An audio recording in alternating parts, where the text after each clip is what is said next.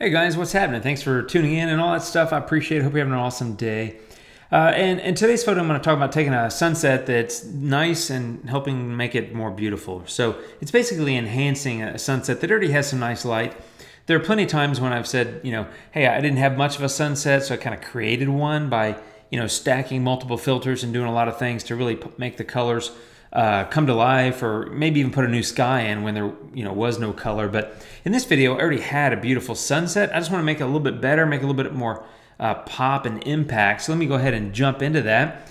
Here's the photo, the end result, and here's the photo that I started with. So I don't know how you can tell in the video, but obviously the photo is kind of dark. You can see little pockets in the sky and reflected in the sand of where sort of the light's popping through and the color. But what I wanted to do, and I recall the sunset being really pretty, but what I wanted to do is bring it back, brighten it a little bit, make the colors pop, and just create a little bit more interest and sort of feeling or emotion in the photo. So I came up with that. So let me jump into the filters and we'll walk through that.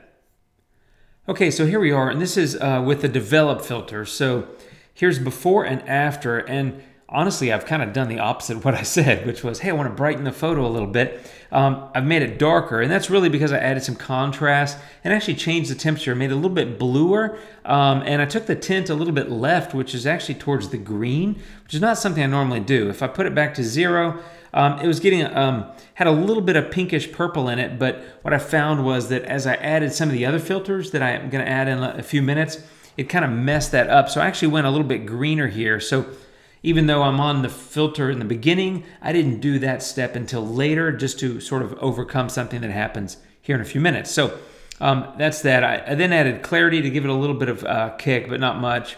Next up was tone. So this is where I get it to be a little bit brighter. I again added a little bit of contrast, but I also bumped up smart tone quite a bit. The reason I'm adding contrast, let me show you the before and after, is that the mountains there in the distance and the people, although they're darker than everything else, they're kind of flat. And so this contrast is really making them pop. And I think now with the smart tone in this filter, it's really starting to look kind of alive, right?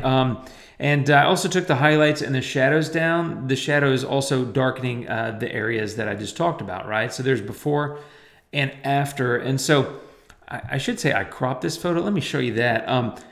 I shoot with the full frame Sony, and it shoots in 3:2, which is the photo that you see in the background here. But I cropped it 16:9.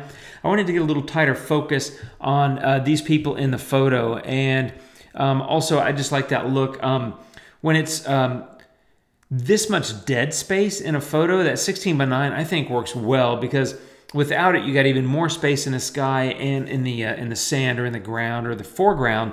It's just kind of empty. I mean, it's got clouds in it, if in the case of the sky, and it's got the clouds reflected in the sand, but it's just a lot of dead space. So I think 16:9 works, and I kind of put everything right in the middle, so it's like kind of empty dead space, in the center you have like these hills and the reflections, and then these people walking. And by the way, let me pause. There's a couple things I want to talk about here. Number one is that when I was shooting this, it had just rained, right? There'd been a storm, and I was kind of waiting it out. And so tip number one, if you will, is shooting sunsets after a storm is freaking great if you haven't done it, because if the storm clears, it's really often that you're going to get a potentially dramatic sunset, right? Because there's clouds present because there's been a storm, and they add a lot of drama and interest to a photo. And they just often, the skies look moody and kind of almost angry. So shooting sunset after a storm, I think, is great if you happen to get one that clears by sunset. The second thing is, in a situation like this, I was shooting and shooting because the light was gorgeous and you had this reflected stuff in the wet sand.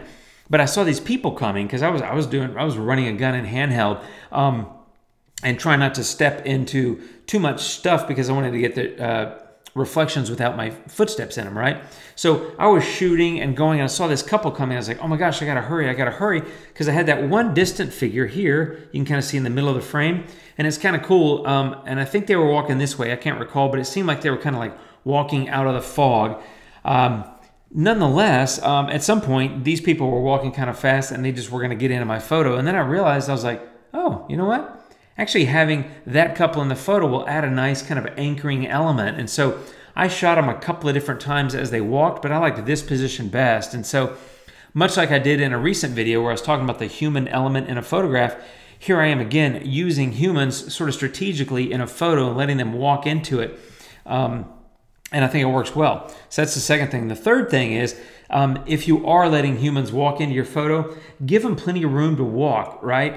I got them about a third of the way into the frame in this photo, and that leaves them a lot of beach to go walk into. So, you know, maybe a little bit more to the right would be just as good, but not too far to the right. But you don't want to get them in the middle of the frame or further past that, because then there's not as much space for them to walk to. So give them room to walk in the photo. And the last thing is follow the waves as they're crashing and coming in. The water runs up onto that sand and then it goes back out. And as soon as it goes back out, be in position to shoot, because the sand is really smooth there because the water's just rushed over it. And it's like glass. It's almost like there's a inch or two of water there, which there isn't, but it's kind of what it looks like. So there's a few tips for you. I hope it helps. I don't usually get to shoot beaches because I live in Texas and this was in Oregon, but those are some things I think about when I am in this kind of situation.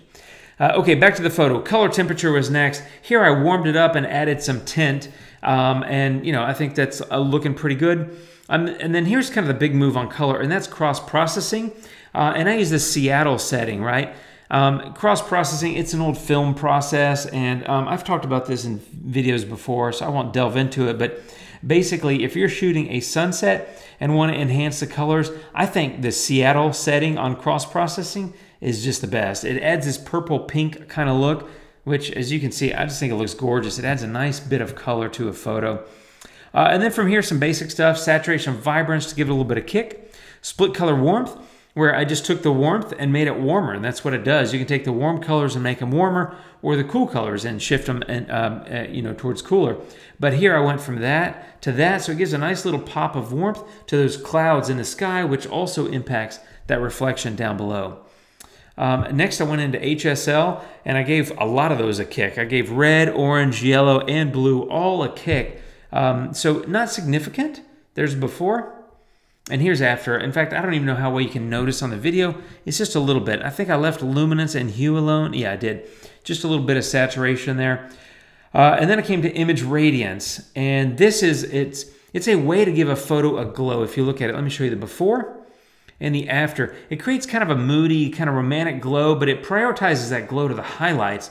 And so I like that in this photo because that little patch of sky up here above this couple, I'm talking about up here.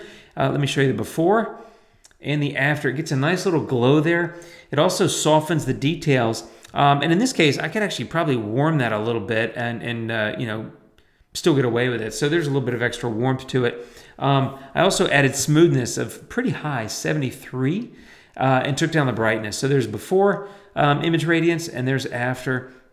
I've got the colors where I like, and the last step is really just going negative with structure. And there it is, right? So all it does is really just blur out the detail. And I was creating more of that moody, smooth look. It works particularly good on the sand here, I think. Let me show you the before and the after. You know, it does reduce a little bit of the intensity of the reflection, but I think that's okay for me. Artistically, I just think it looks really nice and smooth. And the only thing I did was I painted it out, or erased it, I should say, from that couple, because I wanted to keep them, you know, as sharp as possible. Whereas the rest of the photo, I just let structure just go for it. And in that case, it's easier to erase it from a small piece than it is to paint it in everywhere else.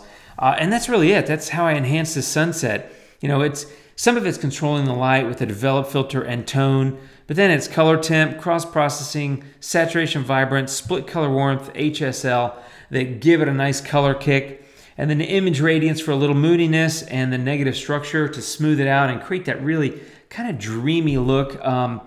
And there's the before and there's the after, and then here's a before and after slider if you want to take a look at it. I think I came a long way with just a few filters and just a few minutes of editing those. And plus, hopefully you got something out of the tips that I shared about you know, letting the people walk, getting the reflections, that sort of thing. So hopefully that helps as well. And that's it for this video, my friends. I will see you again soon. Subscribe, like, share, comment. Let me know what you think, and we'll be talking again soon. Have a great one. See you soon. Adios.